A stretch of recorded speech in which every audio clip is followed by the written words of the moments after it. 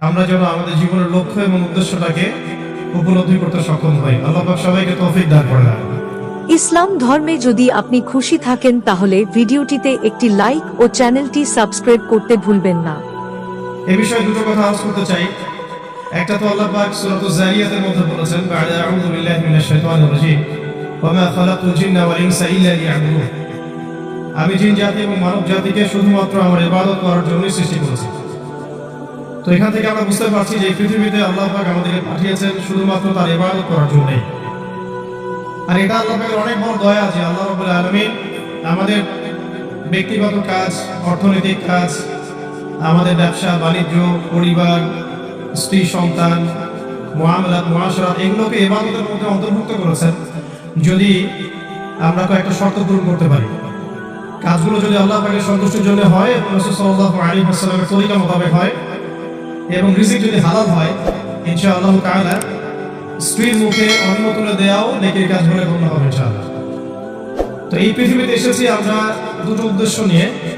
একটা হলো আল্লাহ রাব্বুল আলামিনের ইবাদত করা, যেমনটা আমরা বললাম, ওয়া মা খালাকুল জিন্না ওয়াল ইনসা ইল্লা লিয়া'বুদুন। আরেকটা উদ্দেশ্য আছে আমাদের পৃথিবীতে আসা, সেটা হচ্ছে আল্লাহ রাব্বুল আলামিনের জমিনে আল্লাহ পাকের দ্বীনটাকে কায়েম করা, বাস্তবায়ন করার চেষ্টা করা। এই ব্যাপারে আল্লাহ পাক আমাদেরকে স্পষ্ট আদেশ দিয়েছেন। সূরা আল ইমরানেও বলেছেন, কুনতুম খায়রা উম্মাহ উখরিজাত লিন-নাস তা'মুরুনা বিল মা'রুফ ওয়া তানহাউনা 'আনিল মুনকার ওয়া তু'মিনুনা বিল্লাহ। ঠিক একইভাবে আল্লাহ রাব্বুল আলামিন সূরা মুহাম্মাদের মধ্যে বলেছেন, ইন তানসুরুল্লাহ ইয়ানসুরকুম ওয়া ইউসাব্বিত আকদামাকুম। তোমরা যদি আল্লাহর দ্বীনকে সাহায্য করো, আল্লাহকে সাহায্য করো, তাহলে আল্লাহ পাকও তোমাদেরকে সাহায্য করবেন। ওয়া ইউসাব্বিত আকদামাকুম, তোমাদের পা আল্লাহ পাক শক্ত করে রাখবেন।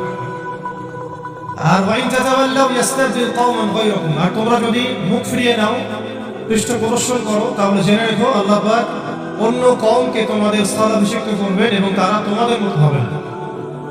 এই আয়াতগুলো থেকে আমরা বুঝতে পারছি যে আল্লাহ রাব্বুল আলামিনের জমিনে তার দ্বীন কায়েম করা, তার দ্বীনের সহযোগী হওয়া, দ্বীন ইকামতে দ্বীনের কাজ করা, দ্বীন প্রতিষ্ঠার জন্য কাজ করা, এটা আমাদের পৃথিবীতে আসার অন্যতম একটা উদ্দেশ্য। তাই আমি তরুণ ভাইদেরকে হৃদয়ের অন্তঃস্থল থেকে অনুরোধ করব, জীবনের উদ্দেশ্য সম্পর্কে আমরা সচেতন হই। আমরা পৃথিবীতে শুধু খেলতামাশা করতে আসি নাই, সময় নষ্ট করতে আসি নাই, শুধু চাকরির পিছনে ছুটতে আসি নাই, ব্যবসার পিছনে ছুটতে আসি নাই। আমাদের এই পৃথিবীতে আসার একটা উদ্দেশ্য আছে, একটা মোটিভ আছে, সেটা হলো নিজে আল্লাহর ইবাদত করব এবং আল্লাহর দ্বীন এর তাবলীগ, দাওয়াত এবং জিহাদে অংশ নিব, যাতে করে আল্লাহর জমিনে আল্লাহর দ্বীন কায়েম হয়। আল্লাহ পাক আমাদের সবাইকে মাকবুল কাফেলায় শামিল করেন, আমিন। দ্বিতীয় যে বিষয়টি আমি বলতে চাই সেটা হলো, এই যে মহান একটা মিশন নিয়ে আমরা পৃথিবীতে এসেছি, এটাকে বাস্তবায়ন করতে হলে আমাদেরকে ইলম অর্জন করতে হবে। ইলম অর্জন না করে যদি আমরা কোনো কাজ করতে যাই, সেখানে উপকারের জায়গায় ক্ষতি বেশি হতে পারে। এবং দ্বীনের ইলম একা একা হাসিল করা যায় না, অবশ্যই বরেণ্য এবং মুহাক্কিক উলামায়ে কেরামের সোহবত জরুরি। এই বিষয়টা আমরা অনেকে বুঝতে পারি, অনেকে পারি না। খাস করে যারা জেনারেল ব্যাকগ্রাউন্ড থেকে আমরা উঠে আসছি, অনেকে দেখা যায় দ্বীন আমরা শিখতে চাই ঠিকই, লেখাপড়া করি, বই পুস্তক পড়ি, অনেকে আরবিও ভালো বলতে পারেন, কিন্তু উলামায়ে কেরামের সোহবত এবং সান্নিধ্য নেই। এই বিষয়টা এতটা ক্ষতিগ্রস্ত, এতটা ক্ষতির কারণ যে নেক্সট স্রোতে মানুষ ধোঁকা খেতে পারে। এই ইলমের তো দুটো শাখা আছে, একটা দুনিয়াবি জ্ঞান, একটা দ্বীনি জ্ঞান। তো দুনিয়াবি জ্ঞানের জন্য এই বিষয়টাকে আমি শর্ত বলে মনে করছি না, কিন্তু দ্বীনি ইলম অর্জনের জন্য অবশ্যই একজন বরেণ্য মুহাক্কিক উলামায়ে কেরামের সোহবত অবশ্যই জরুরি। এবং দ্বীনি ইলমের বিষয়টা শুধু কিতাবের মধ্যে সীমাবদ্ধ নয়। কিতাব আমাকে একটা ক্লাসিক্যাল আলেম হওয়ার পর্যায়ে পর্যন্ত নিয়ে যায় ঠিক, কিন্তু আল্লাহকে চিনতে হলে, আল্লাহকে পেতে হলে, আল্লাহর মারিফত হাসিল করতে হলে একটা আধ্যাত্মিক জ্ঞানের প্রয়োজন আছে। এই জ্ঞানটা আপনি কিতাবের মধ্যে পাবেন না। এটাকে হাসিল করতে হলে অবশ্যই আল্লাহওয়ালা বুজুর্গ মানুষদের সোহবতে আসতে হবে। ঠিক যেমন নবী মুসা আলাইহিস সালামকে আল্লাহ রাব্বুল আলামিন বলেছিলেন, তোমার চেয়েও জ্ঞানী মানুষ পৃথিবীতে আছে। সূরা কাহফে বিস্তারিত ঘটনা আছে, এতটা বলার সময় এখানে নাই, আপনারা পড়ে নিতে পারবেন। মুসা আলাইহিস সালাম যুগ সফর করেছেন সেই ব্যক্তিকে পাওয়ার জন্য যাকে আল্লাহ রাব্বুল আলামিন তার পক্ষ থেকে খাস করে জ্ঞান দিয়েছেন। সেই ব্যক্তি নাম খিদর আলাইহিস সালাম। তিনি এমন কিছু দেখছেন খিদর আলাইহিস সালাম, যেটা মুসা আলাইহিস সালাম বুঝতে পারছেন না।